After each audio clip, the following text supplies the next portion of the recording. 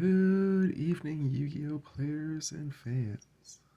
I am back again with another video, number 2 in our Battles of Legend Monstrous Revenge playlist series. Um, Tonight we're gonna do probably, I'm thinking 6 packs at least. We've got 20 left in our box, and we're just gonna plug away at it while we chat. Tonight I thought I would chat a little more about the anime. The other night I was discussing about a couple of my favorite characters, being Joey and Raphael, and I just really kind of wanted to get into what it is about the show that got me hooked in terms of loving this card game, because I didn't know the card game existed over here in Canada until after I'd seen the first dozen episodes or so on TV of the anime. And I've got to say, it is one of my favorite of all time. So first, let's dive into one of our packs. Now this looks like a really cool zombie, I'm hoping. But it could be a samurai of some sort, but I'm going for zombie. Zombies are definitely one of my favorite archetypes.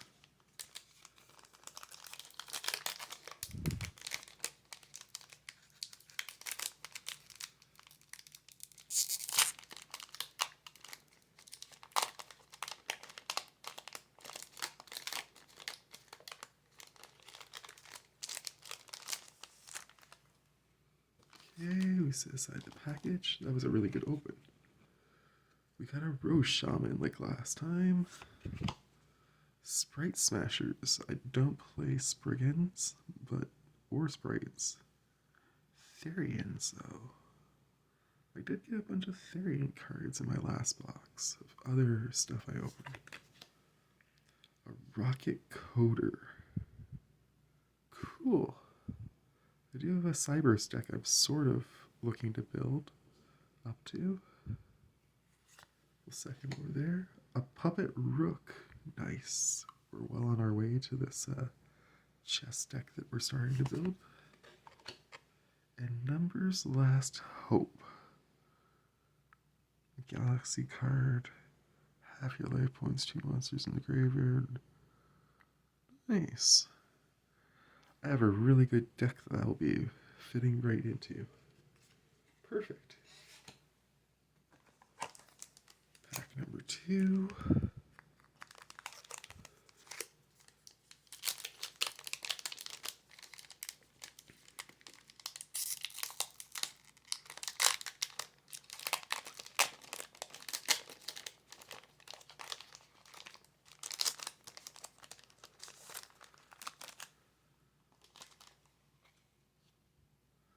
Another Odd Eyes Rebellion Dragon. Perform a Pow Classic Karibo. Ooh, a new kind of Karibo. Sweet. Water Enchantress of the Temple. Oh, it's a card that works with adventure tokens. I do not play adventure tokens, but she definitely has some nice artwork. Spirit from last night. And the Ghost Lancer of the Underworld. And like I said, that is a zombie. Level 5, 2000 attack.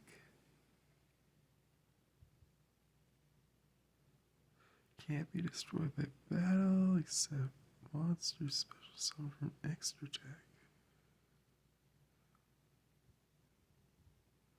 And it does piercing. That is a solid card. A solid card. Alright. So, as I was saying about the anime, I had actually started watching Yu-Gi-Oh! Shortly after I watched the first season of Pokemon. And I was huge into Pokemon. I still love Pokemon to this day to a certain extent. But I fell off massively from the TV show. And the reason I fell off massively from the TV show is because I grew up on all these shows where the hero always wins. And it just, I couldn't get my head around the idea of Ash losing the first big tournament that he ever went to. And not just losing it, but like not even making it to the finals. And the guy he lost to didn't even win. And I just couldn't fathom that. It made no sense to me how you could do that to the hero. So, I mean, especially after he got past Gary, I thought for sure Gary was going to take him down. So,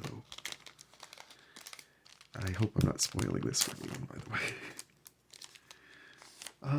So, anyways, after that, I switched over to Yu-Gi-Oh! Nice, more zombies. Okay, so this is going to be an archetype. The Underworld Princess. A Link Decoder. Solid. Draco, Berserker of the Tenny. A worm creature.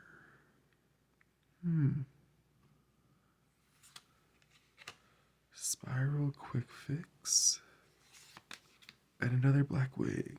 Yeah.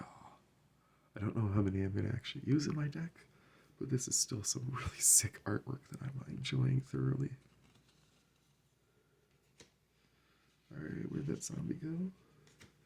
Add it to its pile.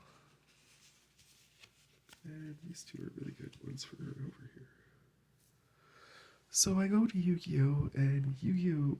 Is big on one concept, the heart of the cards. And the entire show seems to be a fight between the protagonist and his rival, Yuki and Kaiba, over whether the heart of the cards is a real thing. Meanwhile, you have Joey, who's desperately throwing himself into the heart of the cards and has no idea what he's doing, still pulls out massive victories constantly. So that's where I really came into the game, and I just loved the cards for that reason. And my first deck, which you'll eventually see, is a huge collection of some of the oldest cards that I own. Alright, we saved the artwork this time. And we're rewarded with a Din Buster, Sprite Smasher, Tri-Edge Master. Nice.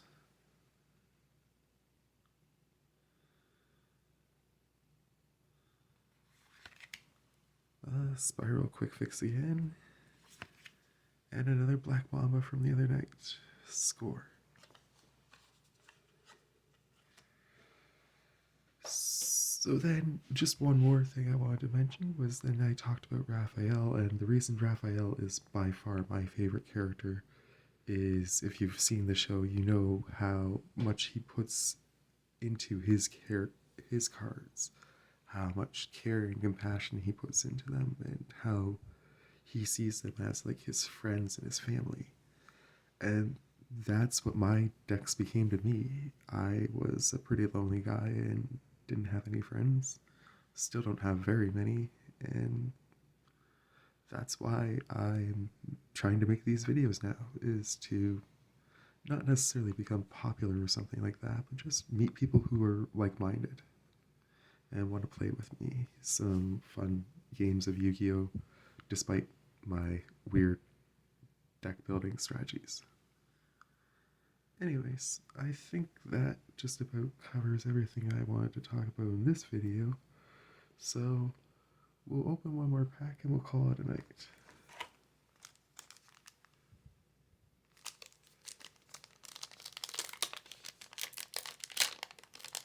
Oops. Well, that one's not going to be a keeper, unfortunately. Oh, definitely not. Sometimes you just can't save the artwork. I think I already have this one anyways. You gotta spell the friend, I spoiled that. Forest of Lost Flowers. Oh, it's a Starlit Papillon. Ghost Fusion. Fusion summon one fusion monster from your extra deck using zombie monsters. If your life points are lower than your opponent's. Nice. A Book of Eclipse to follow that. Solid card if there ever was one. Arms Regenerator.